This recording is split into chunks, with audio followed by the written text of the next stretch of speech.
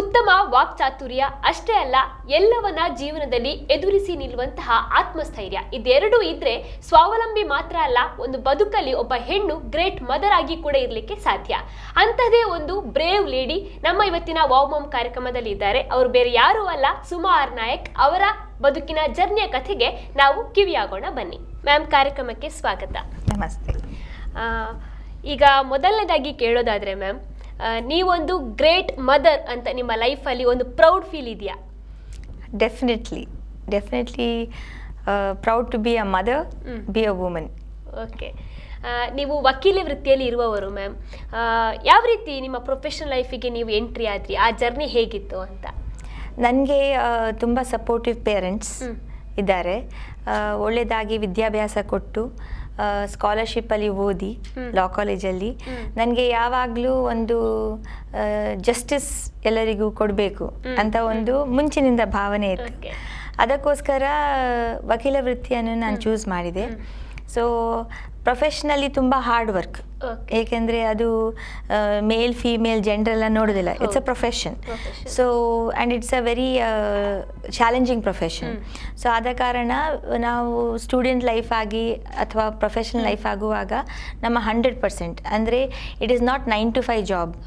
It is a complete, I would say 5 to endless job. 5 AM ಇಂದ ನೀವು ಬೇಕಾದರೆ 12 o'clock ತನಕ ಕೆಲಸ ಮಾಡ್ಬೋದು. ಟೈಮಿಂಗ್ ಲಿಮಿಟ್ಸೇ ಇಲ್ಲ. ಮತ್ತು ನಿಮ್ಮ ಓನ್ ಆಫೀಸ್ ಮಾಡಿದ ನಂತರ ನಿಮ್ಮ ಕ್ಲೈಂಟ್ಸ್ ಬಂದಾಗ ಅವರಿಗೆ ಅಟ್ಮೋಸ್ಟ್ ಕೇರ್, ನಾಲೆಡ್ಜ್ ಮತ್ತು ಹೇಗೆ ಕೇಸ್ ಹ್ಯಾಂಡಲ್ ಮಾಡಬೇಕು ಅದೆಲ್ಲ ಓದಲಿಕ್ಕೆ ಎಲ್ಲ ತುಂಬ ಕಮಿಟ್ಮೆಂಟ್ ಇರುವ ಒಂದು ಪ್ರೊಫೆಷನ್. ಸೊ ಅದಿರುವಾಗ ನಾವು as women we are multi tasking most of the time, and this is the biggest challenge of the profession ನನಗೆ. ಓಕೆ ಮ್ಯಾಮ್, ಈಗ ಸಣ್ಣದಿರುವಾಗ ನಿಮಗೆ ಯಾವ ರೀತಿ, ಅಂದರೆ ಎಲ್ಲರೂ ಕೇಳ್ತಿರ್ತಾರೆ ದೊಡ್ಡವರಾದ್ಮೇಲೆ ಏನಾಗಬೇಕು ಅಂತ ಇಷ್ಟ ಇದೆ ಅಂತ. ನಿಮಗೆ ಸಣ್ಣದಿರುವಾಗಲೇ ಲಾಯರ್ ಆಗಬೇಕು ಅಂತ ಆಸೆ ಇತ್ತಾ, ಅಥವಾ ನಂತರ ನಿಮ್ಮ ಗುರಿ ಚೇಂಜ್ ಆಯ್ತಾ, ಹೇಗೆ? ನಂತರ ಗುರಿ ಚೇಂಜ್ ಆದದ್ದು. ಓಕೆ, ಯಾಕೆಂದರೆ ಫಸ್ಟ್ ನನಗೆ ಆ್ಯಕ್ಚುಲಿ ಪ್ರಾಣಿ ಪಕ್ಷಿಗಳ ಮೇಲೆ ತುಂಬ ಪ್ರೀತಿ. ಸೊ ಆಗ ನನಗೆ ಒಂದು ಡಾಕ್ಟರ್ ಆಗಬೇಕಂತ ಇತ್ತು, ವೆಟರ್ನರಿ ಡಾಕ್ಟರ್. ಆದರೆ ಏನಾಯಿತು, ನನಗೆ ರಕ್ತ ನೋಡಲಿಕ್ಕೆ ಆಗೋದಿಲ್ಲ ಮತ್ತು ಡಿಸೆಕ್ಟ್ ಮಾಡಲಿಕ್ಕೆ ಮನಸ್ಸಿಲ್ಲ. ಸೊ ಹಾಗೆ ಬಯಾಲಜಿ ತೆಗಿಲಿಕ್ಕೆ ಆಗಲಿಲ್ಲ. ಆಗ ನಮಗೆ ಕಂಪ್ಯೂಟರ್ ಬೇಸ್ಡ್ ಕಾಂಫ್ರಾಗ್ ಅದೆಲ್ಲ ಇರಲಿಲ್ಲ. You had to physically dissect animals. So ನನಗೆ ಅದು ಆಗೋದಿಲ್ಲ ಅಂತ ಹೇಳಿ ನಾನು ಸೈನ್ಸ್ ಚೂಸ್ ಮಾಡಲಿಲ್ಲ. ಮತ್ತೆ ನೆಕ್ಸ್ಟ್ ಆಪ್ಷನ್ ಏನಂದರೆ ಬೇಸಿಕ್ಲಿ ಎನ್ವೈರ್ಮೆಂಟಿಗೋಸ್ಕರ, ಜನರಿಗೋಸ್ಕರ ಮತ್ತು ಪ್ರಾಣಿ ಪಕ್ಷಿಗಳಿಗೋಸ್ಕರ, ಅವರ ಹಕ್ಕಿಗೋಸ್ಕರ I want to stand up for their rights and fight for justice ಅಂತ ಹೇಳಿ I choose this profession. So that is after my 10th standard. Next ಏನಂತ ಬರುವಾಗ this was the next option I chose. Okay, ಈಗ ಹಾಗಾದ್ರೆ ಆ ಒಂದು choose ಮಾಡ್ಕೊಂಡ ವೃತ್ತಿ ಮೇಲೆ ನಿಮಗೆ ಗೌರವ ಮತ್ತೆ ಸ್ಯಾಟಿಸ್ಫ್ಯಾಕ್ಷನ್ ಫೀಲ್ ಇದೆ ಅಂತ ಹೇಳ್ತೀರಿ? ಡೆಫಿನೆಟ್ಲಿ ಸ್ಯಾಟಿಸ್ಫ್ಯಾಕ್ಷನ್ ಫೀಲ್ ಇದೆ, ಮತ್ತೆ ಇನ್ನೂ ಜಾಸ್ತಿ ಮಾಡಬೇಕಂತ ಒಂದು ಅನಿಸಿಕೆ ಸಹ ಇದೆ.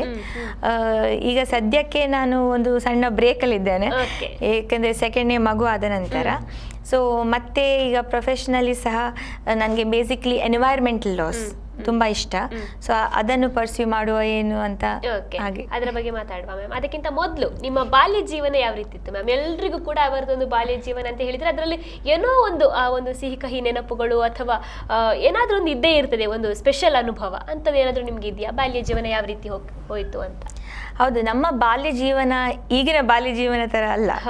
ಇಟ್ಸ್ ನಾಟ್ ಟೆಕ್ನಿಕಲಿ ಏನೋ ನಾಟ್ ಎ ಟೆಕ್ನಿಕಲಿ ಕಂಪ್ಯೂಟರ್ ಅಥವಾ ಲ್ಯಾಪ್ಟಾಪ್ ಅಥವಾ ಮೊಬೈಲ್ ಇದು ಬಾಲ್ಯ ಜೀವನ ಅಲ್ಲ.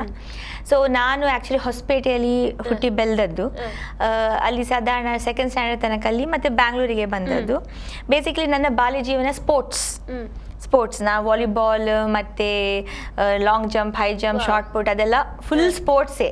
ಮತ್ತು ಮ್ಯೂಸಿಕ್, ಹಿಂದೂಸ್ತಾನಿ ವೋಕಲ್, ಡಾನ್ಸ್, ಆ ಥರದ್ದು ಒಂದು ಫುಲ್ ಬ್ಯುಸಿ ಬಾಲ್ಯ ಜೀವನ ಅಂತ ಹೇಳ್ತೇವಲ್ಲ, ಬಟ್ ವೆರಿ ಎಂಜಾಯಬಲ್. ಮತ್ತು ತಂದೆ ತಾಯಿದು ಸಪೋರ್ಟ್ ಇದ್ದ ಕಾರಣ ನಮಗೆ ಯಾವುದೇ ಒಂದು ಕಾಂಪಿಟೇಷನಿಗೆ ಇರಲಿ, ಪ್ರೋತ್ಸಾಹನೆ ಇರಲಿ, ಅದು ತುಂಬ ಕೊಟ್ಟಿದ್ದು. ಸೊ ಅದಕ್ಕೆ ನಮಗೆ ಮಾತಾಡಲಿಕ್ಕೆ, ಒರೇಷನ್, ಏನು ಒಂದು ಡಿಬೇಟಿಗಿರಲಿ, ಸೊ ಫ್ರೀ ಹ್ಯಾಂಡ್ ಸಿಕ್ಕಿದ ಕಾರಣ ನನ್ನ ಬಾಲ್ಯ ಜೀವನ ಭಾರಿ ಒಳ್ಳೆಯದಾಗಿ ಆಗಿದೆ.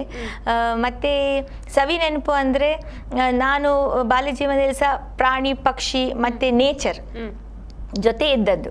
ಸೊ ನನಗೆ ತಾಯಿ ಎಸ್ಪೆಷಲಿ ಪ್ರಾಣಿ ಪ್ರಿಯರು.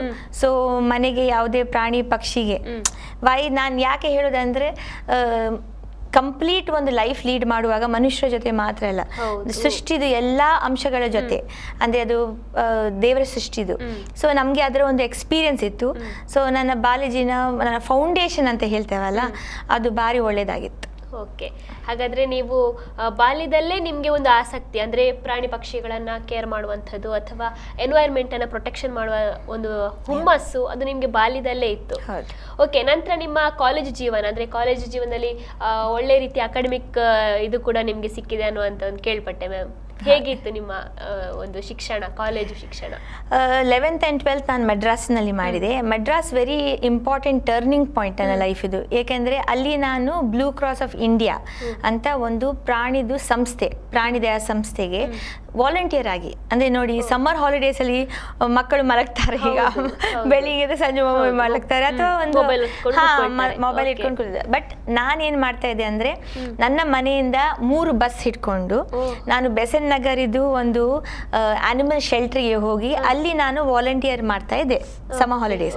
ಸೊ ಅದು ನನ್ನ ಟರ್ನಿಂಗ್ ಪಾಯಿಂಟ್ ಜೀವನದ್ದು. ಅಲ್ಲಿ ತುಂಬ ಕಲಿತೆ ನಾನು. ಅಲ್ಲಿಂದ ನಾನು ಸೇಂಟ್ ಆಗ್ನೆಸ್ಗೆ BCom ಮಾಡಲಿಕ್ಕೆ ಬಂದದ್ದು. ಸೊ ಮತ್ತೆ ಮಂಗಳೂರಲ್ಲಿ ಸೆಟಲ್ ಆದದ್ದು. ಸೊ ಮಂಗಳೂರಲ್ಲಿ ಬಂದ ನಂತರ ನಾನು ಲಾ ಇದೆಲ್ಲ ಮಾಡಿ ನನ್ನ ವಿದ್ಯಾಭ್ಯಾಸ ಅಂದರೆ I enjoyed what I did. I like the law subjects. So basically I am very I would say studious person. So studies and ನನ್ನ ಲೈಫ್ 3 ಭಾಗದಲ್ಲಿ ಸ್ಟಡೀಸ್ ಮತ್ತು ಹಾಬೀಸ್ ಅಂದರೆ ನನ್ನ ಗೇಮ್ಸ್ ಇರಲಿ, ವಾಲಿಬಾಲ್ ಇರಲಿ ಅಥವಾ ನಂದು ಮ್ಯೂಸಿಕ್ ಇರಲಿ, ಡಾನ್ಸ್ ಇರಲಿ, ಎಂಟರ್ಟೈನ್ಮೆಂಟ್ ಇರಲಿ, ಅಂದರೆ ಕಾಲೇಜ್ ಎಲ್ಲ ಫಂಕ್ಷನ್ಸ್ಗಳಲ್ಲಿ ಐ ಯೂಸ್ ಟು ಪಾರ್ಟಿಸಿಪೇಟ್. ಮತ್ತು ಸ್ಟಡೀಸಿಗೆ ಯಾವುದು ಅಡಚಣೆ ಇಲ್ಲ. ಮತ್ತು ಆ ಟೈಮಲ್ಲಿ ನಾನು ಆನಿಮಲ್ ಕೇರ್ ಟ್ರಸ್ಟ್ ನಮ್ಮ ಸಂಸ್ಥೆದು ಫೌಂಡೇಶನ್ ಹಾಕಿದ್ದು.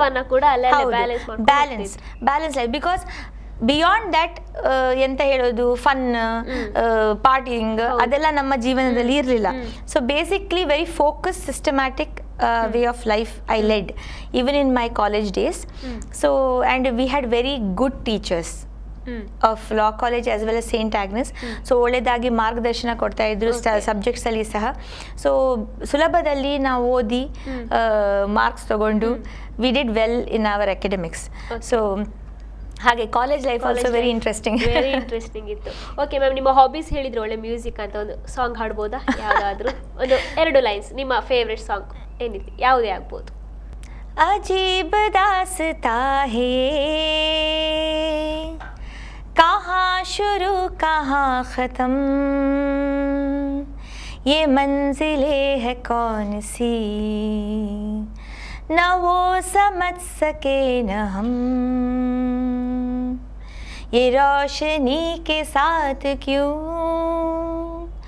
धुआं उठा चिराग से ये ख्वाब देखती हूँ मैं कि जब तले हो ख्वाब से. ಸೂಪರ್ ವಾಯ್ಸ್ ನಿಮ್ಮದು. ಇವಾಗಲೂ ಕೂಡ ಹಾಗಾದ್ರೆ ಹಾಡ್ತಾ ಎಲ್ಲ ಇದ್ದೀವಿ? ಹೌದು, ನಾವು ಎಂಟೈರ್ ಫ್ಯಾಮಿಲಿ, ನನ್ನ ಮಗಳು, ನನ್ನ ಗಂಡ ಮತ್ತು ನಾನು. ಮಗ ಇನ್ನೂ ಹಾಡಲಿಕ್ಕೆ ಸ್ಟಾರ್ಟ್ ಮಾಡಲಿಲ್ಲ. ಸೊ ನಾವು ಒಂದು ಕರೋಕೆ ಕ್ಲಬ್ಬಲ್ಲಿ ಎಲ್ಲ ಪಾರ್ಟಿಸಿಪೇಟ್ ಮಾಡ್ತೇವೆ, ರಾಗೇನ್ ರಿದಮ್ ಅಂತ. ಮತ್ತು ಮನೆಯಲ್ಲಿ ಸಹ ಹಾಡ್ತೇವೆ. ಸೊ ಒಂದು ಎಂಟೈರ್ ಸೆಟಪ್ ಉಂಟು ಮನೆಯಲ್ಲಿ. So it's a hobby, stress buster ನಮಗೆ. ನಮ್ಮ ವರ್ಕ್ ಶೆಡ್ಯೂಲ್ಸ್ ಆದ ನಂತರ ಮನೆಗೆ ಬಂದು ಫ್ರೀ ಆಗಿ yes we enjoy music. Okay, ಈಗ ನಿಮ್ಮ ಕಾಲೇಜ್ ಲೈಫನ್ನು ನೀವು ತುಂಬ ಇಂಟ್ರೆಸ್ಟಿಂಗ್ ಆಗಿತ್ತು ಅಂತ ಸ್ವಲ್ಪ ಹೇಳಿದ್ರಿ, ನಮ್ಮ ಜೊತೆ ಶೇರ್ ಮಾಡ್ಕೊಂಡ್ರಿ. ನೀವು LLB ಕಲಿಯುವಾಗ ನೀವು ಮದುವೆ ಆಗುವಂಥ ಹುಡುಗ ಕೂಡ ಲಾಯರ್ ಆಗಿರಬೇಕು ಅನ್ನೋದು ಒಂದು ಆಸೆ ಇತ್ತಾ? ನಿಮ್ಮದು ಹೇಗಿತ್ತು ಮ್ಯಾಮ್? ಅಂದರೆ ದಾಂಪತ್ಯ ಜೀವನಕ್ಕೆ ನೀವು ಎಂಟ್ರಿ ಆದದ್ದು ಯಾವ ರೀತಿ ಅಂತ? ಆ್ಯಕ್ಚುಲಿ ನನಗೆ ಮನಸ್ಸಿತ್ತು, ಅಂದರೆ ಹುಡುಗ LLB ಆದರೆ ಒಂದು ಆಫೀಸ್ ಒಟ್ಟಿಗೆ ಸೆಟಪ್ ಮಾಡ್ಬೋದಂತ. But it never works out the way you think about, you can. And love marriage ಆಗಲಿಲ್ಲ, very focused way of life. So ನನ್ನ ಖುದ್ದಾದದ್ದು ಆಫೀಸ್ ಮಾಡಿದೆ ವಿದಿನ್ 3 years ಆಫ್ ಸ್ಟಡೀಸ್ ಆದ ನಂತರ. ವಿದಿನ್ 3 years ಸೀನಿಯರ್ ಜೊತೆ ಕೆಲಸ ಮಾಡಿ I open my own office open ಮಾಡಿದ ನಂತರ ಆ್ಯಸ್ ಐ ಸೆಡ್, ಬೆಳಿಗ್ಗೆ ಹೋದರೆ ರಾತ್ರಿ ತನಕ ನಮ್ಮದು ಡ್ಯೂಟೀಸ್ ಇರ್ತದೆ. ಸೊ ಮತ್ತು all my friends also many of them 50% of them office set ಮಾಡಿದ್ರು, ಮತ್ತು ಕೆಲಸಕ್ಕೆ ಹೋದರು, ಸ್ವಲ್ಪ ಹೈಕೋರ್ಟಿಗೆ ಹೋದರು, ಸ್ವಲ್ಪ ಫರ್ಮ್ಸ್ ಜಾಯಿನ್ ಮಾಡಿದರು, ಕಾಂಟ್ಯಾಕ್ಟ್ ಇತ್ತು. ಬಟ್ ಯಾರ ಜೊತೆ ಸಹ ಒಂದು ಮ್ಯಾರೇಜ್ ಆಗುವ ಹಾಗೆ ಅಥವಾ ಆ ಥರದ್ದು ಕ್ಲೋಸ್ನೆಸ್ ಇರಲಿಲ್ಲ. And I met my husband who actually who came up with a case for me. Wow. So that is also an arranged as marriage. As a client, but he came as a client, but we married after 5 years. Wow. After the case was won and all that, but it came as a proposal, arranged marriage. So anyway, we knew each other, but not at the time of handling the case as such. Okay, ಹಾಗಾದ್ರೆ ಈಗ ನಿಮ್ಗೆ ಒಂದು ನೀವು ಮದುವೆ ಆಗಿರುವ ಗಂಡನ ಬಗ್ಗೆ ಒಂದು ಪ್ರೌಡ್ ಫೀಲ್ ಇದೆ, ನಿಮ್ಮ ಎಲ್ಲ ಕಾರ್ಯದಲ್ಲಿ ಕೂಡ ಸಪೋರ್ಟ್ ಆಗಿ ಇದ್ದಾರೆ. ಹೌದು, ಮತ್ತೆ ಅವರು ಎಂಟರ್ಪ್ರೆನರ್, ಅವರು ಒಂದು ಬಿಸ್ನೆಸ್ ಮ್ಯಾನ್, ಖುದ್ದಾಗಿ ಅವರದ್ದು ಓನ್ ಬಿಸ್ನೆಸ್ ಮಾಡ್ತಾ ಇದ್ದಾರೆ, ರಂಗೋಲಿ ಡಿಜಿಟಲ್ಸ್ ಅಂತ. ಸೊ ಫ್ರಮ್ ಸ್ಕ್ರಾಚ್ ಅವರು ಕೆಲಸ, ಅವರದ್ದೇ ಒಂದು ಫ್ಯಾಕ್ಟ್ರಿ ಯೂನಿಟ್ ಎಲ್ಲ ಮಾಡಿ is very successful, very proud of him. And ನನ್ನ ಪ್ರಾಣಿಗಳ ಕೆಲಸದಲ್ಲಿ ಅಥವಾ ಮನೆಯಲ್ಲಿ ಅಥವಾ ನನ್ನ ಹಾಬೀಸ್ಗಳಲ್ಲಿ ಅವರ ಫುಲ್ ಸಪೋರ್ಟ್ ಇದೆ. ಸೊ ಸಪೋರ್ಟ್ ಇದ್ದ ಕಾರಣ ನಾವು ಕಂಟಿನ್ಯೂ ಮಾಡ್ಲಿಕ್ಕೆ ಆಗ್ತಾ ಇದೆ. ಓಕೆ ಮ್ಯಾಮ್, ಈಗ ನೀವು ಓನು ಆಫೀಸನ್ನು ಮಾಡಿದ್ರಿ ಅಂತ ಹೇಳಿದ್ರಿ. ಈಗ ಇತ್ತೀಚೆಗೆ ನೋಡಿದ್ರೆ ದಾಂಪತ್ಯ ಜೀವನದಲ್ಲಿ ಸಣ್ಣ ಸಣ್ಣ ವಿಷಯಗಳನ್ನ ಇಟ್ಕೊಂಡು ಡಿವೋರ್ಸಿಗೆ ಅಂತ ಬರ್ತಾರೆ. ಯಾವುದಾದ್ರೂ ಡಿವೋರ್ಸ್ ಕೇಸ್ ಅಂತ ಅಲ್ಲ, ಒಂದು ಫ್ಯಾಮಿಲಿ ಇಶ್ಯೂಸ್ಗೆ ಅನೇಕ ರೀತಿಯ ಕಂಪ್ಲೇಂಟ್ಸನ್ನು ಇಟ್ಕೊಂಡು ಬರ್ತಾರೆ. ಯಾವ ರೀತಿ ಮ್ಯಾಮ್ ಹೆಚ್ಚು ಕೇಸಸ್ಗಳು ಬರ್ತದೆ, ಯಾವ ರೀತಿಯಲ್ಲಿ ಅಂತ? ಆ್ಯಕ್ಚುಲಿ ನಾನು ಪ್ರಾಕ್ಟೀಸ್ ಮಾಡುವಾಗ I use to handle lot of matrimonial matters. So some matters are genuinely problem ಇರ್ತದೆ. ಹೌದು. ಮತ್ತು ಸ್ವಲ್ಪ ಪ್ರಾಬ್ಲಮ್ಸ್ಗಳಲ್ಲಿ ಸಿಕ್ಕ ಪುಟ್ಟ ವಿಷಯಗಳಲ್ಲಿ because 2 minds, 2 different personalities coming together, getting married, it is different. ಯಾಕಂದರೆ 30-40 ವರ್ಷ you're staying apart, then you come together and start living together, try to make a family. So अनबन होता ही है. So many a times when clients come to me, okay, first step what we do is counseling. Try and talk to the other party. ತುಂಬ cases ಬರ್ತದೆ ನಮಗೆ, cruelty cases ಬರ್ತದೆ, abusive cases ಬರ್ತದೆ, genuinely abusive cases ಬರ್ತದೆ. So in such cases compromise ಆಗದಿದ್ದರೆ I do not force the party. Very important is what I have learned over the years is happiness. Very very important. ಒಂದು ಮದುವೆಯಲ್ಲಿ happiness ಇಲ್ಲ, safety ಇಲ್ಲ, economical independence ಇಲ್ಲ ಅಂತ ಹೇಳಿದರೆ I do not C a future in that marriage. And most important is I do not C future for the children. ಏಕೆಂದರೆ ಗಂಡ ಹೆಂಡತಿದು ಮಧ್ಯದಲ್ಲಿ ಇರುವ ತಕರಾರಿಗೆ ಆ ಮಗು ಬಲಿ ಆಗಬಾರ್ದು. ಸೊ ಆದ ಕಾರಣ ನಾನು ಒಂದು 4-5 ಸಿಟ್ಟಿಂಗ್ಸ್ಗಳಲ್ಲಿ ನನ್ನ ಕ್ಲೈಂಟ್ಸನ್ನು ಜಡ್ಜ್ ಮಾಡ್ತೇನೆ. ಸೊ ಮಾಡುವಾಗ ನನಗೆ ಅನಿಸಿಕೆ ಬರ್ತದೆ, ಈ marriage is not worth going forward, and then I give my opinion. So otherwise, and very important is many times women come to my office with lot of abuse. Aga I put in the best of my effort to get the lady out of the trouble. Belongings irodilla, clothes irodilla, gold irodilla, ಏನೆಲ್ಲ ತೆಗೆದು certificates ಬಿಡೋದಿಲ್ಲ. ಆ ಥರ ಕೇಸಸ್ಗಳಿಗೆ ಅವ್ರಿಗೆ full ಬೆಂಬಲ ಕೊಟ್ಟು ಅವರ mainly ಮಾನಸಿಕ ಸ್ಥಿತಿಯನ್ನು ಅವರಿಗೆ ಮಾನಸಿಕವಾಗಿ ಸ್ಟ್ರಾಂಗ್ ಮಾಡಬೇಕು. ಸ್ಟ್ರಾಂಗ್ ಮಾಡಿದ ನಂತರ ಅವರಿಗೆ ಬೆಂಬಲ ಕೊಟ್ಟು ಅದರಿಂದ ಹೊರಗೆ ತರೋದು. ನನ್ನ ಅಪ್ರೋಚ್ ಹಾಗೆ ಇತ್ತು. And I still continue to have that approach.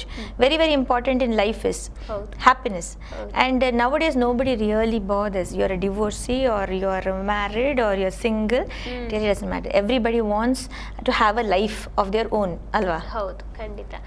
ತುಂಬ ಜನ ಹೇಳೋದನ್ನ ಕೇಳ್ಪಟ್ಟಿದ್ದಾನೆ. ಈಗ ಗಂಡ ಗೊರಕೆ ಹೊಡಿತಾನಂತಲೂ ಡಿವೋರ್ಸ್ ಕೊಡೋರು ಹೆಂಡತಿಯರು ಇದ್ದಾರೆ. ಯಾವ್ದ್ಯಾವುದೋ ಸಿಲ್ಲಿ ರೀಸನ್ಗೆ ಅಂಥದ್ದೆಲ್ಲ ಬರ್ತಾ ಇರ್ತಾರೆ. ಸೊ ಒಂದು ಸಿಲ್ಲಿ ರೀಸನ್ಗೆ ಸಂಸಾರವನ್ನೇ ಹಾಳು ಮಾಡುವಂತಹ ಅಥವಾ ಡಿವೋರ್ಸ್ ಕೊಟ್ಟು ತಮ್ಮ ಭವಿಷ್ಯವನ್ನೇ ಹಾಳು ಮಾಡುವಂತಹ ಕೆಲಸಕ್ಕೆ ಕೂಡ ಕೈ ಹಾಕ್ತಾರೆ. ಅಂಥ ಮಹಿಳೆಯರಿಗೆ ನೀವು ಒಂದು ಏನು ಸಜೆಷನ್ ಕೊಡ್ಲಿಕ್ಕೆ ಇಷ್ಟಪಡ್ತೀರಾ ಮ್ಯಾಮ್? ಫಸ್ಟ್ ಆಫ್ ಆಲ್ ಮಹಿಳೆಯರಿಗೆ ಏನಂದರೆ ನಾನು ಸಜೆಷನ್ ಕೊಡೋದಂದರೆ ಇಕನಾಮಿಕಲಿ ಇಂಡಿಪೆಂಡೆಂಟ್ ಆಗಿ ಒಳ್ಳೆಯದಾಗಿ ಕಲಿಬೇಕು.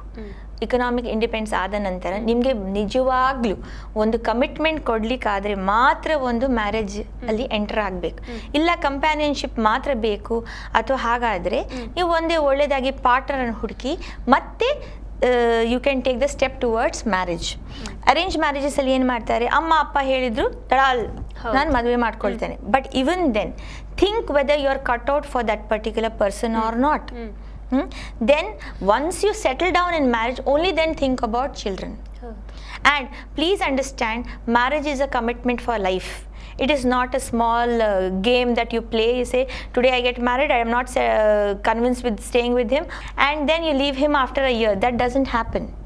There are a lot of things you should involve. Families, social stigma, children. So nanna ಒಂದು advice to every person who wants to get married is, please take your time, understand, think, and whether you really want to get into the relationship, and if you want to get into the relationship, matte you have to give your full to that relationship. Silly reasons. He wants to eat only non-veg, he wants pakka khara jasti, he wants uppu kadime, he wants hot coffee at 9 o'clock. Yes, so you have got into the marriage, okay, but he may have a lot of additional positive points. So ಅದನ್ನು ನಾವು ನೋಡಿ ನಾವು ಏನು ಮಾಡಬೇಕಂದ್ರೆ, accept the person as he is. Now I'm 16 years of marriage, so I have accepted my husband as he is. See only the good points and just turn a blank eye to the bad points. Because ನನ್ನದಲ್ಲಿ ಸಹ ಎಷ್ಟೋ ಬ್ಯಾಡ್ points ಇರ್ತದೆ, ಎಲ್ಲರಲ್ಲೂ ಕೂಡ ಅವರು ಅದನ್ನು accept ಮಾಡಿ ನನ್ನ ಜೊತೆ ನಿಲ್ಲೋದಿಲ್ವಾ? ಅದೇ ರೀತಿ ಮತ್ತೆ ಏನಂದ್ರೆ, ಒಂದು ಒಳ್ಳೆ ಮ್ಯಾರೇಜೇ ಒಳ್ಳೆ ಮಕ್ಕಳಿಗೆ ಒಂದು ಫೌಂಡೇಶನ್. ಯಾವಾಗಲೂ ಗಲಾಟೆ ಇರುವ ಮನೆಯಲ್ಲಿ ಮಕ್ಕಳಿಗೆ ಏನು ಫೌಂಡೇಶನ್ ಕೊಡ್ತೀರಿ ನಾವು? ಕರೆಕ್ಟಾಗಿ ಹೇಳಿದ್ರಿ ಮ್ಯಾಮ್. ಒಂದು ಒಳ್ಳೆ ಸಜೆಷನ್, ಸಂಸಾರ ಒಳ್ಳೆ ರೀತಿಯಲ್ಲಿ ಇರಬೇಕು ಅಂತ ಹೇಳಿದರೆ ಅಂಡರ್ಸ್ಟ್ಯಾಂಡಿಂಗ್ ಅನ್ನುವಂಥದ್ದು ಕಪಲ್ಸಿಗೆ ಮೇನ್ ಆಗಿ ಬೇಕಾಗಿರುವಂಥದ್ದು. ಓಕೆ, ಅದೆಲ್ಲ ಇರಲಿ ಮ್ಯಾಮ್. ಈಗ ನಂತರ ನೀವು ಅನಿಮಲ್ ಕೇರ್ ಟ್ರಸ್ಟ್ ಬಗ್ಗೆ ಹೇಳಿದ್ರಿ ಮ್ಯಾಮ್. ಈಗ ನಿಮ್ಮ ಪ್ರೊಫೆಷನಲ್ ಲೈಫ್ ಲಾಯರ್ ಆಗಿ ಒಳ್ಳೆ ರೀತಿಯ ಅನುಭವವನ್ನು ನೀವು ಶೇರ್ ಮಾಡ್ಕೊಂಡಿದ್ದೀರಿ. ಅದೇ ರೀತಿ ಈಗ ಅನಿಮಲ್ಸ್ ಅಂದರೆ ನಿಮಗೆ ಮೊದಲಿಂದಲೂ ಕೂಡ ಇಷ್ಟ, ಅದರ ಬಗ್ಗೆ ಈಗ ಕೇರ್ ಮಾಡುವ ಒಂದು ಕಾರ್ಯದಲ್ಲಿ ನೀವು ಇವತ್ತು ಕೂಡ ಸಕ್ರಿಯರಾಗಿದ್ದೀರಿ. ಯಾವ ರೀತಿ ಆಗ್ತಾ ಉಂಟು ಮ್ಯಾಮ್ ಅಂಥದ್ದೆಲ್ಲ? ಮೇನ್ಲಿ ನಾನು ಅದರಲ್ಲಿ ಯಾಕೆ ಅನಿಮಲ್ ಕೇರ್ ಟ್ರಸ್ಟ್, ನಮ್ಮ ಸಂಸ್ಥೆ ಹೆಸರು ಅನಿಮಲ್ ಕೇರ್ ಟ್ರಸ್ಟ್. ನಮ್ಮ ಸಂಸ್ಥೆ ಇರೋದು ಶಕ್ತಿನಗರದಲ್ಲಿ, ಮಂಗಳೂರಲ್ಲಿ. 23 ವರ್ಷ ಆಯಿತು ಸ್ಟಾರ್ಟ್ ಮಾಡಿ. ಅದು ನಾನು ಸ್ಟೂಡೆಂಟ್ ಇರುವಾಗಲೇ ಸ್ಟಾರ್ಟ್ ಮಾಡಿದೆ. ಏಕೆಂದರೆ ಮಂಗಳೂರಿಗೆ ಬಂದಾಗ ಯಾವುದೇ ರೋಡಲ್ಲಿ ಅಪಘಾತ ಆದರೆ, ಒಂದು ನಾಯಿ, ಬೆಕ್ಕು, ದನ ಯಾವುದೇ ಇರಲಿ, ಪಕ್ಷಿ ಸಹ ಇರಲಿ, ಅದಕ್ಕೆ ಒಂದು ಜಾಗ, ಆ ಜಾಗದಿಂದ ಕೊಂಡೋಗಿ ಒಂದು ಆರೈಕೆ ಕೇಂದ್ರ ಇರಲಿಲ್ಲ. ನೋಡಿ, ಇದು ನಮ್ಮ ಮನೆ ನಾಯಿಗಳಲ್ಲ, ಮನೆ ಪ್ರಾಣಿಗಳಲ್ಲ, ನಮ್ಮ ಮನೆ ಅದು ಪೆಟ್ ಆದ್ರೆ ಮನೆಗೆ ಕೊಂಡೋಗಿ ಶುಶ್ರೂಷೆ ಮಾಡೋ ತರ ಯಾವುದೆಲ್ಲ ಬೀದಿ ಪ್ರಾಣಿಗಳು. ಸೊ ಅದು ನೋಡಿ ತುಂಬಾ ಬೇಸರ ಆಯಿತು. ಸೊ ಅದೇ ನಾನು ಹೇಳಿದಲ್ಲ, ಬ್ಲೂ ಕ್ರಾಸ್ ಆಫ್ ಇಂಡಿಯಾದಿಂದ ನಾನು ಕಲಿತು ಬಂದದನ್ನು ನಾವಿಲ್ಲಿ ಫಸ್ಟ್ ನಾವು ನಮ್ಮ ಮನೆಗಳಲ್ಲೇ ಸ್ಟಾರ್ಟ್ ಮಾಡಿ, ಅಥವಾ ರಸ್ತೆಯಲ್ಲೇ ಟ್ರೀಟ್ಮೆಂಟ್ ಕೊಡೋದು, ಮತ್ತೆ ರೆಂಟೆಡ್ ಪ್ಲೇಸಲ್ಲಿ ತಗೊಂಡು ಹೋಗಿ ಮಾಡೋದು.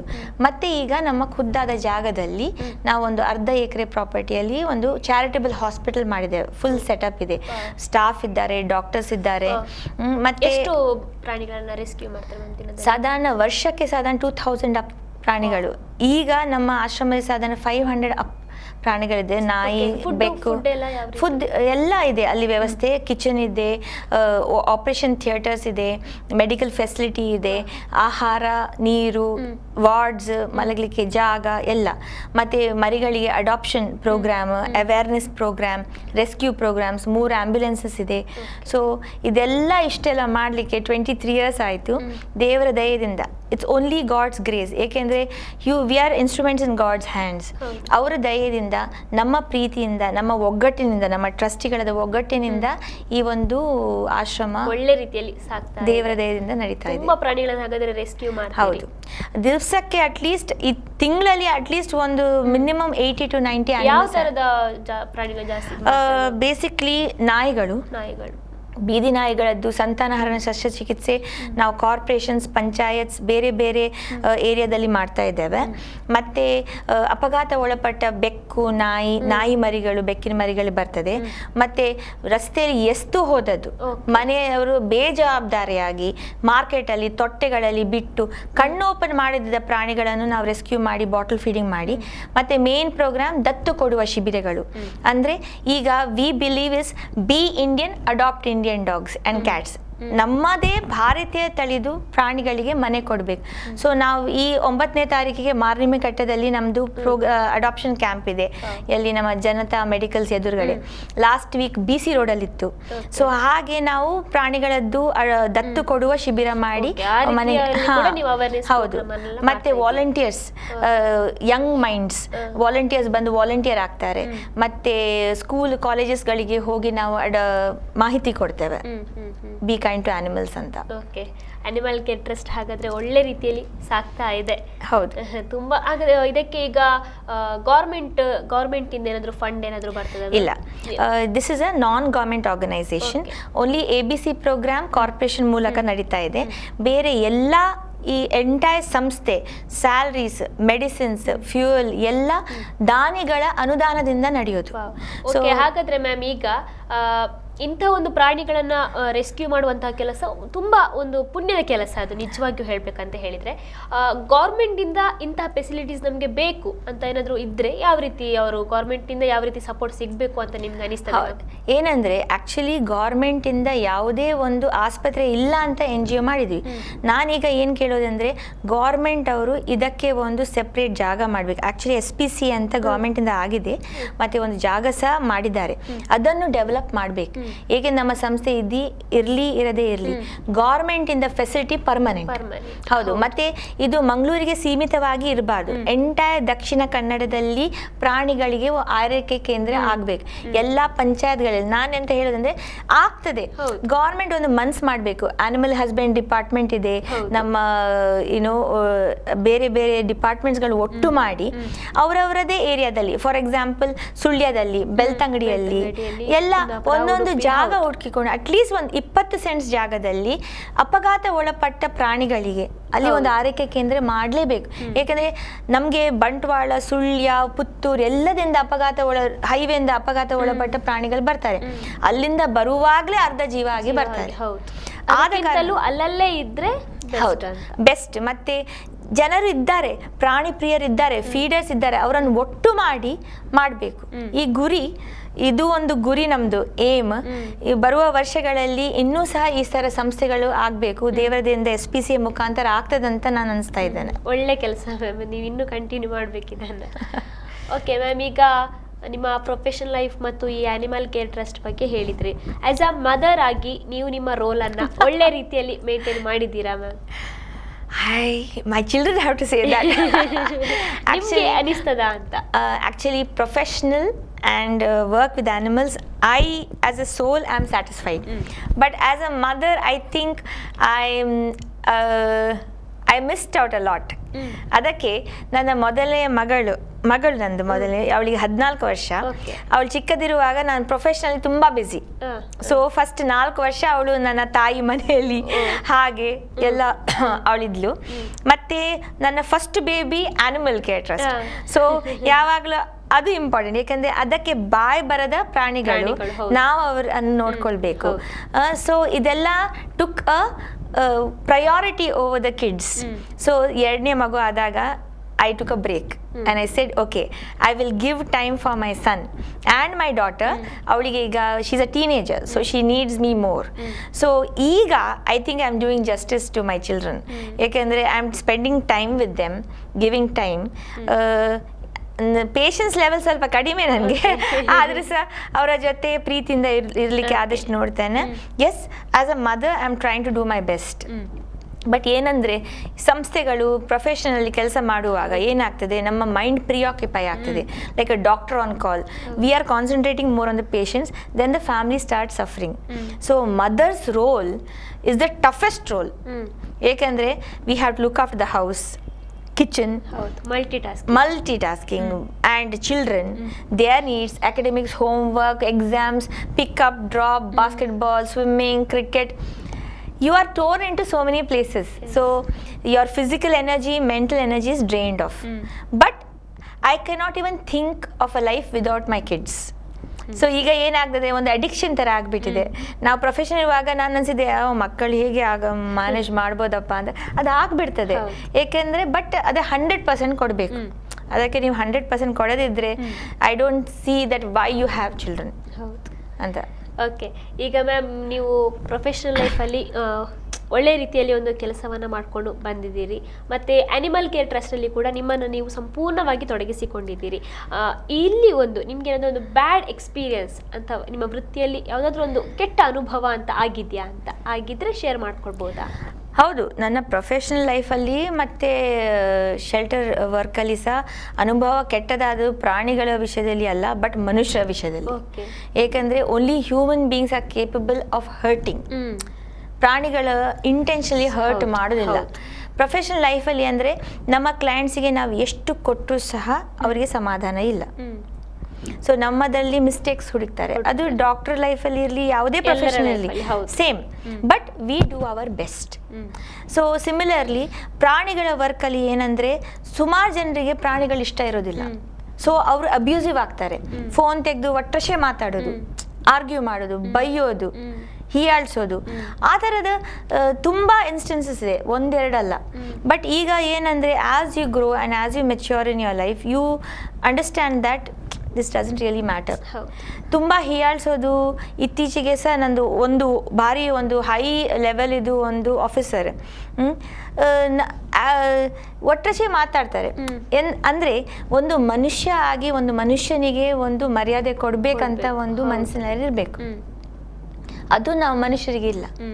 ಬಟ್ ಅದೇ ನಾವು ಒಂದು ಪ್ರಾಣಿಗೆ ಒಂದು ಆಹಾರ ಕೊಟ್ಟರೆ ಅದು ಜೀವನ ಪರ್ಯಂತ ನಮ್ಮ ಹತ್ರ ಗುರ್ತಾ ಇರ್ತದೆ. ಸೊ ನನ್ನ ಪ್ರೊಫೆಷನಲ್ ಮತ್ತು ಆ್ಯನಿಮಲ್ ವೆಲ್ಫೇರ್ ವರ್ಕಲ್ಲಿ ನನಗೆ ನೋವಾದದ್ದು ಮನುಷ್ಯರಿಂದ ಮಾತ್ರ, ಪ್ರಾಣಿಗಳಿಂದ ಇಲ್ಲ. ಮತ್ತೆ ಆ ನೋವನ್ನು ಮರೆತು ಟೈಮ್ ಇಸ್ ದ ಹೀಲರ್ ಅಂತ ಹೇಳ್ತೇವಲ್ಲ, ನಾವು ಮುಂದೆ ಹೋಗಲೇಬೇಕಾಗ್ತದೆ. ಒಮ್ಮೊಮ್ಮೆ ಅನಿಸ್ತದೆ ಯಾಕೆ ಮಾಡಿದ್ದು, ಸುಮ್ಮನೆ ಬೇರೆ ಥರ ಜನರ ಥರ ನಾನು I could have been a housewife or just stuck onto my profession and made money. ಮತ್ತೆ ಗಮ್ಮತ್ ಮಾಡಿ ಟೂರಿಗೆ ಹೋಗಿ ಮಕ್ಕಳ ಜೊತೆ ಗಮ್ಮತ್ ಆಗಿರ್ಬೋದು. ಇದು ಬೇಕಿತ್ತಾ? ಅದು ಎಷ್ಟೋ ಸತಿ ನಾನು ಯೋಚನೆ ಮಾಡಿದ್ದೇನೆ. ಬಟ್ ಅಲ್ಟಿಮೇಟ್ಲಿ ಒಂದು ಹುಷಾರಾದ ಪ್ರಾಣಿ ಅಥವಾ ಕೇಸ್ ವಿನ್ ಆದಾಗ ಅದು ಒಂದು ಖುಷಿ ಉಂಟಲ್ಲ, ಸಾರ್ಥಕ ಅದು ಅದಾಗ್ತದೆ. ಎಕ್ಸಾಕ್ಟ್ಲಿ. ಈಗ ನೀವು ಪ್ರಾಣಿಗಳಿಗೆ ಯಾವ ರೀತಿ ಮಹತ್ವ ಕೊಡ್ತಾ ಇದ್ದೀರಾ, ಅದೇ ರೀತಿ ಕೂಡ ಪರಿಸರದ ಬಗ್ಗೆ ಕಾಳಜಿ ಇರುವವರು ಮ್ಯಾಮ್. ಸೊ ಎನ್ವೈರ್ಮೆಂಟ್ ಬಗ್ಗೆ ಕೂಡ ತುಂಬ ವರ್ಕ್ ಮಾಡಿದ್ದೀರಿ ಅಂತ ಕೇಳ್ಪಟ್ಟೆ. ಯಾವ ರೀತಿ ಮ್ಯಾಮ್? ನನಗೆ ಮರಗಳು, ಏನೋ ವಾಟರ್, ಏರ್ ತುಂಬ ಒಂದು ನನಗೆ ಯಾವಾಗಲೂ ದೇವರ ಸೃಷ್ಟಿ ಅಂತ ಹೇಳಿ ಅದು ದೇ ಹ್ಯಾವ್ ದೇರ್ ಸ್ಪೇಸ್, ಆ ಸ್ಪೇಸ್ ಅವರದ್ದೇ ಅಂತ ತುಂಬ ಒಂದು ಅಮ್ಮ ಸಹ ನನಗೆ ಅದನ್ನೇ ಕಲಿಸಿದ್ದು. ನನ್ನ ಮಕ್ಕಳಿಗೆ ಸಹ ನಾನು ಅದನ್ನೇ ಕಲಿಸಿದ್ದೆ. ಇಬ್ಬರು ಮಕ್ಕಳು ಸಹ animal lovers, tree lovers, environment lovers. So ನಾನು ಯಾವುದೇ ಮರ ಕಡಿಲಿಕ್ಕೆ ನನ್ನ ಒಂದು ಅನುಮತಿ ಅಥವಾ ನನ್ನ ವಿರೋಧವೇ. ಸೊ ರೋಡ್ ವೈಡ್ನಿಂಗ್ ಇರಲಿ, ಇಟ್ ಶುಡ್ ಬಿ ರೀಸನಬಲ್ ಆಗಿ ನಾವು ಫೈಟ್ ಮಾಡಿದ್ದೇವೆ. ಮತ್ತು DC ಆಫೀಸ್ ಇತ್ತೀಚೆಗೆ ಇದು ಹೊಸ DC ಆಫೀಸ್ ಮಾಡುವಾಗ ಸಹ ಸಾಧಾರಣ 300 ಚಿಲ್ಲರೆ ಮರಗಳನ್ನು ಕಡಿದ್ರು. ಅದಕ್ಕೆ ನಾನು ಸಾಧಾರಣ 4 ವರ್ಷ ಫೈಟ್ ಮಾಡಿದ್ದೇನೆ. ನ್ಯಾಷನಲ್ ಗ್ರೀನ್ ಟ್ರಿಬ್ಯುನಲ್ಗೆ ಹೋಗಿ ನಾನು ಮತ್ತು ನನ್ನ ಗಂಡ ಒಟ್ಟಿಗೆ ಹೋಗಿ ಫೈಟ್ ಮಾಡಿದ್ದೇವೆ. ಬಟ್ ಏನಾಯಿತು, ಯಾರಿಗೂ ಮರಗಳು ಬೇಡದಿದ್ದರೆ, so even National Green Tribunal did not see merit, but we still continued to fight the case, and we fought till the very end. Ultimately those trees were just slaughtered. ನನ್ನ ಏನು ಅನಿಸಿಕೆ ಅಂದರೆ, ಯಾವಾಗಲೂ ನಾವು ಮನುಷ್ಯರು ನಮ್ಮ development along with the environment ಇರಬೇಕು. ಇಲ್ಲದಿದ್ದರೆ ಸಸ್ಟೈನಬಿಲಿಟಿ ಇಲ್ಲ. ಗ್ಲೋಬಲ್ ವಾರ್ಮಿಂಗ್ ನೀವು ನೋಡ್ತಾ ಇದ್ದೀರಿ, we are paying for it. No rains, very limited rains, ನೀರಿಲ್ಲ. ಯಾವುದಕ್ಕೆ? ಕಾಂಕ್ರೀಟ್ ರೋಡ್ಸ್ ಮಾಡ್ತೀರಿ, ನೀವು ಅಪ್ರೂಟ್ ಮಾಡ್ತೀರಿ. ಒಂದು ಮರ ತೆಗೆಯುವಾಗ 4 ಮರ ನೆಡ್ತೀರಿ ಅಂತ ಹೇಳ್ತೀರಿ. ಎಲ್ಲಿ ನೆಡ್ತೀರಿ, ಎಲ್ಲಿ ನೋಡ್ಕೊಳ್ತೀರಿ, ಯಾರು ಜವಾಬ್ದಾರಿ ಇಲ್ಲ. ಮಹೋತ್ಸವ ಎಲ್ಲ ಬರುವಾಗ 4,000 ಗಿಡಗಳ ನೆಡುವ ಅಭಿಯಾನ, ಅದಂತದೆಲ್ಲ ಪೋಸ್ಟರ್ಸ್ ಎಲ್ಲ ನಾವು ನೋಡ್ತಾ ಇರ್ತೇವೆ. ಮಾಡ್ತಾರೆ. ಈಗ ನೋಡಿ, ಮರಗಳು ತೆಗಿತಾರೆ, ಕ್ರೋಟನ್ ಹಾಕ್ತಾರೆ. ಕ್ರೋಟನಿಂದ ಏನು ನಿಮಗೆ ಲಾಭ ಸಿಗ್ತದೆ? ಮತ್ತೆ ಮರಗಳು ನೆಟ್ಟರು ಸಹ ಅದರ ಆರೈಕೆ ಯಾರು ಮಾಡ್ತಾರೆ? ಅದು ಪ್ರಶ್ನೆ. ಸೊ ಯಾವಾಗಲೂ ಒಂದು ರೋಡ್ ಮಾಡಿ, ಹೈವೇ ಮಾಡಿ, ಅದು ಅಗತ್ಯ ಉಂಟಾ ಇಲ್ಲ, ಮರಗಳನ್ನು ಸ್ಲಾಟರ್ ಮಾಡೋದು ಅಗತ್ಯ ಉಂಟಾ? ನೋಡಿ, ಮರಗಳು ಮಾತ್ರ ಅಲ್ಲ, ಅದರಲ್ಲಿ ಇರುವ ಪಕ್ಷಿಗಳು ಸಹ ಹಾನಿ ಮಾಡ್ತಾರೆ. ಸಿಂಪಲ್ ಇದಂದರೆ, ನಮ್ಮ ಕುಂದಾಪುರಿಗೆ ಹೋಗುವ ಹೈವೇಗೆ ಕಟ್ ಮಾಡಿದರು. ಯಾವಾಗ ಕಟ್ ಮಾಡಿದ್ರು? Nesting season. ಪಕ್ಷಿಗಳು ಮರಿಗಳನ್ನು ಹಾಕಿದಷ್ಟೇ ನೆಸ್ಟಿಂಗ್ ಸೀಸನಲ್ಲಿ ಯಾರಾದರೂ ತಲೆಯವರು ಕಟ್ ಮಾಡ್ತಾರಾ? ಎಂಟೈರ್ ನೆಸ್ಟ್ ವಿತ್ ಫ್ಲೆಜ್ಲಿಂಗ್ಸ್ ಎಲ್ಲ ಸತ್ತೋದದು. ನಾವು ಸುಮಾರು ಒಂದು 20-30 ಮರಿಗಳನ್ನು ತಗೊಂಡು ಬಂದಿದ್ದೇವೆ. ಬಟ್ ಅದು ಮನುಷ್ಯತ್ವ. ಸೊ ಅದಕ್ಕೋಸ್ಕರ ನಾವು ಫೈಟ್ ಮಾಡ್ತಾ ಇದ್ದೇವೆ, ಇನ್ನೂ ಫೈಟ್ ಮಾಡ್ತೇನೆ, ತುಂಬ ಜನರು ಫೈಟ್ ಮಾಡ್ತಾರೆ. ಬಟ್ ಏನಂದರೆ ಸರಕಾರದ ಗೌರ್ಮೆಂಟ್ ಆಫೀಸರ್ಸ್ ಅದು ಸತ್ಯ, ಅದು ರೈಟ್ ಅಂತ ಹೇಳಿ ಬೆಂಬಲ ಕೊಡಬೇಕು. ಪಾಲಿಟಿಷಿಯನ್ಸಿಗೆ ಹೆದರಿ ಸುಮ್ಮನೆ ಕೂತ್ಕೊಳ್ಬಾರ್ದು. ಸೊ ಅದು ಪೊಲಿಟಿಕಲಿ ಮೋಟಿವೇಟೆಡ್ ಇರಬಹುದು, but you have to do your duty. You have to stand by the right, not do what is wrong. ಈಗ ನಮ್ಮ ಕೈಯಲ್ಲಿ we are like toothless tigers. ನಾವು ಓನ್ಲಿ ಪ್ರೊಟೆಸ್ಟ್ ಮಾಡ್ಬೋದು, ನಾವು ಹಕ್ಕಿಗೆ ಫೈಟ್ ಮಾಡ್ಬೋದು. ಹಾಂ, ಬಟ್ ಒಳಗೆ ಏನಾಗ್ತದೆ ಅದು ಯಾರು ನಮಗೆ ಬೆಂಬಲ ಕೊಡಬೇಕು? ಡಿಪಾರ್ಟ್ಮೆಂಟ್ ಇದ್ದವರು ಬೆಂಬಲ ಕೊಡಬೇಕು. ಆ ವೃಕ್ಷಗಳನ್ನು ರಕ್ಷಣೆ ಮಾಡೋರು ಫಾರೆಸ್ಟ್ ಡಿಪಾರ್ಟ್ಮೆಂಟ್ ಅವರು ರಕ್ಷಣೆ ಕೊಡಬೇಕು ಅಲ್ವಾ? We are citizens can only do our duties. Exactly. ಆದರೂ ಕೂಡ ಒಂದು ಪರಿಸರದ ಬಗ್ಗೆ ಅಥವಾ ಪ್ರಾಣಿ ಪಕ್ಷಿಗಳ ಬಗ್ಗೆ ಕಾಳಜಿಯನ್ನು ಇಟ್ಕೊಂಡು ಒಂದು ವಕೀಲೆ ಆಗಿದ್ದರೂ ಕೂಡ ನಿಮ್ಮ ವೈಯಕ್ತಿಕ ಜೀವನಕ್ಕೆ ಕೂಡ ಅಷ್ಟೇ ಒತ್ತನ್ನು ಕೊಟ್ಟು ಸಾಕ್ತಾ ಇದ್ದೀರಾ ಮ್ಯಾಮ್. ನಿಮ್ಮ ಜೀವನದಲ್ಲಿ ಅಂದರೆ ನಿಮ್ಮ ವೈಯಕ್ತಿಕ ಜೀವನದಲ್ಲಿ ಇಷ್ಟರವರೆಗೆ ಒಂದು ಬ್ಯೂಟಿಫುಲ್ ಆದಂತಹ ಮೆಮೊರಿ ಯಾವುದನ್ನು ಶೇರ್ ಮಾಡ್ಕೊಳ್ಕ್ಕೆ ಇಷ್ಟಪಡ್ತೀರಾ ಮ್ಯಾಮ್? ಬ್ಯೂಟಿಫುಲ್ ಆದ memory, I think when my kids were born. That is the most beautiful. ಎಲ್ಲ ವುಮೆನ್ಸಿಗೂ ಕೂಡ ಅದೊಂದು ಬ್ಯೂಟಿಫುಲ್ ಆದಂತಹ ಮೆಮೊರಿ. ಒನ್ ಥಿಂಗ್ ಇಸ್, ಯಾಕಂದರೆ 2 ಪ್ರೆಗ್ನೆನ್ಸೀಸ್ ನನಗೆ ಭಾರಿ ಕಷ್ಟದ್ದು. ಯಾಕಂದರೆ severe vomiting till 9 months. So in that also profession ಮಾಡಿದ್ದೇನೆ ನಾನು. 9 ತಿಂಗಳು ನಾನು ಕೆಲಸ ಮಾಡಿದ್ದೇನೆ. Vomiting everything was they. But once the child is in your hand, that is the most beautiful what do you say, feeling that a mother has. So that is the feeling of motherhood. And as far as the marriage is concerned, I mean it is always every day is a challenge in marriage life to keep the marriage happy. And along with the children, and my vacations with my kids and my family is the best time that we have. And have a very leisure time enjoying ourselves. Okay ma'am, ಈಗ ನೀವು ಹೇಳಿದ್ರಿ 9 month ತನಕನೂ vomiting ಇತ್ತು ಅಂತ. ನಿಜವಾಗಿಯೂ great mother. Wow ma'am ಅಂತ ಹೇಳೋದೆ actually ಅದಕ್ಕೆ ಅಂತಲ್ಲ. ಯಾವ ರೀತಿ ಇತ್ತು ಮ್ಯಾಮ್ ಆ ಒಂದು ಎಕ್ಸ್ಪೀರಿಯನ್ಸ್ ಎಲ್ಲ ಅಂತ? Actually horrible experience, horrible. ಅಂದರೆ 9 ಕಂಟಿನ್ಯೂಸ್ ವಾಮಿಟಿಂಗ್, ಅದು ಊಟ ಸೇರೋದೇ ಇಲ್ಲ ಆ ಥರದ್ದು ಒಂದು ವಾಮಿಟಿಂಗ್. ಮೆಡಿಸಿನ್ ತೊಗೊಂಡ್ರು ಸಹ ವಾಮಿಟಿಂಗೇ. ಅದು 9 ತಿಂಗಳು, not even first people said, doctor said 5 months ತನಕ ಇರ್ತದೆ ಮತ್ತೆ ನಿಲ್ತದೆ. ನನ್ನದರಲ್ಲಿ even the day I delivered, that is the previous day I delivered, also I vomited in the office. So it's very difficult because clients ಇರ್ತಾರೆ, ಕೋರ್ಟಲ್ಲಿ ಹೋಗ್ತಾರೆ. ಮತ್ತೇನಾದಂದರೆ ನಂದು ಡೆಲಿವರಿದು 3 ದಿವಸ ಮುಂಚೆ ನಂದು ಸಾಧಾರಣ 1.5 hours ಆರ್ಗ್ಯುಮೆಂಟ್ ಇತ್ತು, ಫೈನಲ್ ಆರ್ಗ್ಯುಮೆಂಟ್ ನನ್ನ ಕೇಸಿದು. ಸೊ ನಮ್ಮ ಅಮ್ಮ ಯಾವಾಗಲೂ ಹೇಳೋದು, ಇದು ಅಭಿಮನ್ಯು ಥರ ಹೊಟ್ಟೆಯಲ್ಲಿ ಮಗಳು ಇಟ್ಕೊಂಡು ನೀನು ಆರ್ಗ್ಯೂ ಮಾಡಿದ್ದಿ, ಮಗಳು ಸಹ ಹಾಗೇನೆ ಒಳ್ಳೆ ಆರ್ಗ್ಯುಮೆಂಟ್ ಈಗ ಮಾಡ್ತಾಳೆ ಅಂತ ಜಸ್ಟ್ ನಿಮಗೆ ಹೇಳೋದು. ಸೊ ಆ ಥರದ್ದು ಒಂದು ನಮ್ಮ ಪ್ರೊಫೆಷನ್. ಸೊ ಫುಲ್ ಪ್ರೆಗ್ನೆನ್ಸಿ ಹಾಗೆ ಇತ್ತು. So I took a break for 10 years. I said I don't want second child because I can't go through that again anta. But everybody said second pregnancy ಹಾಗೆ ಇರಲಿಕ್ಕಿಲ್ಲ ಅಂತ. So I said no, time is the healer ಅಂತ ಹೇಳಿ ಅದು ಮರ್ತೋಯ್ತು episode. Second time ಮಾಡುವಾಗ ಅದಕ್ಕಿಂತ ಜಾಸ್ತಿ, this time vomiting ಇಲ್ಲ, ಬಟ್ ಬೆಡ್ನಿಂದ ಏಳಲಿಕ್ಕೇ ಆಗಲಿಲ್ಲ. ಸೊ ಆಗ I took a complete break because 9 months it was complete. ನನಗೆ it was a difficult vomiting, laziness, sleeplessness, completely on the bed for maybe 7 to 8 months. Then again a beautiful baby came out and you tend to forget everything. Great. ಅಮ್ಮ ಆದವರೇ ಹೀಗೆ, ಅಂದರೆ ಅದೆಷ್ಟೇ ನೋವು ಅನುಭವಿಸಿದ್ರು ಕೂಡ ಅದೊಂದು ಅಮ್ಮ ಆಗೋದು ಅನ್ನೋ ಒಂದು ಪ್ರೌಡ್ ಮೂಮೆಂಟ್. ಅದು ಆ್ಯಕ್ಚುಲಿ ಅದನ್ನು ತುಂಬ ಎಂಜಾಯ್ ಮಾಡ್ತಾರೆ ಎಲ್ಲ ಅಮ್ಮನವರು ಕೂಡ. ಒಂದು ಬೆಸ್ಟ್ ಮದರ್ ಅನ್ನೋರಿಗೆ ಒಂದು ಕ್ವಾಲಿಟೀಸ್ ಇರಬೇಕು. ಇಷ್ಟು ಕ್ವಾಲಿಟೀಸ್ ಇದ್ದರೆ ಅವರು ಖಂಡಿತ ಅವರ ಲೈಫಲ್ಲಿ ಒಬ್ಬರು ಬೆಸ್ಟ್ ಮದರ್ ಆಗಲಿಕ್ಕೆ ಸಾಧ್ಯ ಅಂತ ಯಾವ ಕ್ವಾಲಿಟೀಸ್ ಇರಬೇಕು ಅಂತ ನೀವು ಹೇಳ್ತೀರಾ ma'am? My best mother is my mother. Okay. She is like I always see her as my role model for the mother because tremendous patience. Even if you wake her up at 2 o'clock in the mid of the early morning and say, Amma, I'm not well, give me something to eat, she will go and make and give. ಆ ಥರದ್ದು ಒಂದು ತಾಯಿ. And lot of love, affection. ಈಗ ಮೊಮ್ಮಕ್ಕಳಿಗೆ ಸಹ ಹಾಗೇನೆ. So best mother ಅಂದರೆ lot of patience ಇರಬೇಕು, ಮತ್ತು ಲಾಟ್ ಆಫ್ ಕಾಂಪ್ರಮೈಸಿಂಗ್ ಕ್ವಾಲಿಟೀಸ್. ಅಂದರೆ ಮಕ್ಕಳಿಗೋಸ್ಕರ ನೀವು ರೆಡಿ ಇದ್ದೀರಾ ಕಾಂಪ್ರಮೈಸ್ ಮಾಡಿ ನಿಮ್ಮ ಲೈಫನ್ನು. ಮತ್ತು ಯಾಕೆಂದರೆ ನಾನು ಸಿಂಪಲ್ ಇನ್ಸ್ಟೆನ್ಸ್ ಹೇಳ್ತೇನೆ. ನಾನೀಗ ಒಂದು ಬ್ಯಾಡ್ಮಿಂಟನ್ ಕ್ಲಾಸಿಗೆ ಹೋಗ್ತಾ ಇದ್ದೇನೆ, ಅಂದರೆ ಆಟ ಆಡಲಿಕ್ಕೆ, ಒಂದು ಫಿಟ್ನೆಸ್ ಇರಲಿಕ್ಕೆ. But my son tags along, so I am the only lady with the tagged along song in the entire what do you say court. So but ಎಲ್ಲಿ ಬಿಡೋದು ಅವನನ್ನು, ಬರ್ತಾನೆ. ಸೊ ಆ ಒಂದು ಕ್ವಾಲಿಟಿ ನಮ್ಮ ಹತ್ರ ಇರಬೇಕು. We should not feel shy. Wherever the children go or we go, the children will tag along. So that is one thing. So that is another very important quality in the mother. And I would say love and affection is natural. But ಏನಂದರೆ ಸ್ವಲ್ಪ ತಾಯಂದಿರಿಗೆ ಅವರನ್ನು ಎದುರುಗಡೆ ಹಾಕಿ ಅವರ ಜೀವನ ಮಾಡೋ ಅಭ್ಯಾಸ ಇರ್ತದೆ. ಅಟ್ಲೀಸ್ಟ್ ಮಕ್ಕಳು ಒಂದು ಸ್ಟೇಜ್ ಬರುವ ತನಕ ನನ್ನ ಅಡ್ವೈಸ್ ಏನಂದರೆ, ನಾವು ಅವರನ್ನು ಎದುರುಗಡೆ ಹಾಕಿ ನಮ್ಮ ಜೀವನವನ್ನು ಮಾಡಬೇಕು.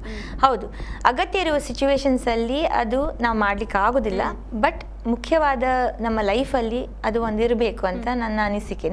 It's my personal opinion. Many times I don't do that. ಏಕೆಂದರೆ if there is some emergency the shelter, even if my child is sick, I have done it. ಅಮ್ಮನ ಹತ್ರ ಬಿಟ್ಟು ನಾನು ಹೋಗ್ತಾ ಇದ್ದೇನೆ. ಬಟ್ ನಾನು ಅಮ್ಮನ ಹತ್ರ ಬಿಡ್ತೇನೆ, ಯಾಕೆಂದರೆ ನನಗೆ ಅಮ್ಮನ ಮೇಲೆ ಅಷ್ಟು ವಿಶ್ವಾಸ ಇದೆ ಅಂತ. So otherwise I have to take the child along and do my work. So main ಏನಂದರೆ, ಈಗ ಇತ್ತೀಚೆಗೆ ಏನಾಗಿದೆ ಅಂದರೆ, both parents go to work. So my mother was a homemaker, but now both parents go to work, so the child takes a back seat. ಕ್ರಶ್ಗೆ ಹೋಗೋದು ಅಥವಾ ಎಲ್ಲಾದರೂ ಬಿಟ್ಟು ಹೋಗ್ತೇವೆ. ಬಟ್ ಅದು ಸಿಚುವೇಶನ್ ಡಿಮಾಂಡ್ಸ್. ಆದರೂ ಸಹ ತಾಯಂದಿರು ಏನಂದರೆ, ನಾವು we have to be the motherly affection. ಮತ್ತು very important is again be bold. ಯಾವುದೇ ಸಿಚುವೇಶನಲ್ಲಿ ನಾವು ಬೋಲ್ಡ್ ಆಗಿ ಇರಬೇಕು ಮಕ್ಕಳಿಗೋಸ್ಕರ ಅಂತ ನಾನು ಹೇಳ್ತೇನೆ. ಓಕೆ, ಇಷ್ಟು ಕ್ವಾಲಿಟೀಸ್ ಇದ್ದರೆ ಖಂಡಿತವಾಗಿಯೂ ಯಾರೇ ಒಂದು ಹೆಣ್ಣಾಗಿದ್ರೂ ಕೂಡ ಅವರು ಬೆಸ್ಟ್ ಮದರ್ ಆಗಲಿಕ್ಕೆ ಸಾಧ್ಯ. ನಿಮ್ಮ ಪ್ರೊಫೆಷನಲ್ ಲೈಫ್ ಅಥವಾ ನಿಮ್ಮ ಅನಿಮಲ್ ಕೇರ್ ಟ್ರಸ್ಟ್ ಮತ್ತು ನಿಮ್ಮ ಪರಿಸರದ ಕಾಳಜಿ ಎಲ್ಲವನ್ನ ನಿಭಾಯಿಸ್ಕೊಂಡು ಹೋಗುವಂಥ ಒಬ್ಬ ಅದ್ಭುತ ಮಹಾತಾಯಿ ಮ್ಯಾಮ್ ನೀವು. ಕೊನೆಯದಾಗಿ ನಮ್ಮ ವೀಕ್ಷಕರಿಗೆ ನೀವೇನು ಹೇಳಿಕೆ ಇಷ್ಟಪಡ್ತೀರಾ ಮ್ಯಾಮ್? ನಾನು ಏನು ಹೇಳ್ತೇನೆಂದರೆ, ಬೇಸಿಕ್ಲಿ ನಮ್ಮ ಜೀವನದಲ್ಲಿ ಎಲ್ಲ ಬ್ಯಾಲೆನ್ಸನ್ನು ನಾವು ಮಾಡಿ ಹೋಗಬೇಕಾಗ್ತದೆ. ಏಕೆಂದರೆ ನಾವು ಅನಿಸಿದ ಹಾಗೆ ನಮ್ಮ ಜೀವನ ಆಗ್ತದೆ ಅಥವಾ ನಮ್ಮ ಫ್ಯಾಮಿಲಿ ಲೈಫ್, ಪ್ರೊಫೆಷನಲ್ ಲೈಫ್ ಆಗ್ತದೆ ಅಂತ ನಮಗೆ ಹೇಳಲಿಕ್ಕೆ ಬರೋದಿಲ್ಲ. We just have to accept our life as God has given it to us as on today, and we have to learn to be happy with it. ಅಂದರೆ ತುಂಬ ಸತಿ ನನಗೆ ಸಹ ಡಿಪ್ರೆಷನ್ ಆಗಿರ್ತದೆ, ಯಾಕೆ ಹೀಗೆ ಆಯಿತು, ಯಾಕೆ ನಾನು ಅನ್ನಿಸಿದ ಹಾಗೆ ನನ್ನ ಜೀವನ ನಡೀತಾ ಇಲ್ಲ ಅಂತ ಅನ್ನಿಸ್ತದೆ. ಬಟ್ ಆದರೆ ಅದನ್ನು ನಮಗೆ ಹೇಗೆ ಆಗಬೇಕಂತ ಯಾವಾಗಲೂ ಸತತವಾಗಿ ಪ್ರಯತ್ನ ಮಾಡ್ತಾ ಇರಬೇಕು. ಮತ್ತು ಖುಷಿಯಲ್ಲಿ ಇರಬೇಕು. ವೆರಿ ಇಂಪಾರ್ಟೆಂಟ್ ಇಸ್ ಖುಷಿಯಲ್ಲಿ ಇರಬೇಕು, ಪ್ರೀತಿ ಮಾಡಬೇಕು, ಆನೆಸ್ಟ್ ಆಗಿರಬೇಕು. ಕಳ್ಳತನ ಅಥವಾ ಸುಳ್ಳುತನ ಉಂಟಲ್ಲ, ಅದು ಮಾಡಬಾರ್ದು. ಆನೆಸ್ಟ್ ಆಗಿ ಪ್ರೀತಿಯಲ್ಲಿ ಎಲ್ಲ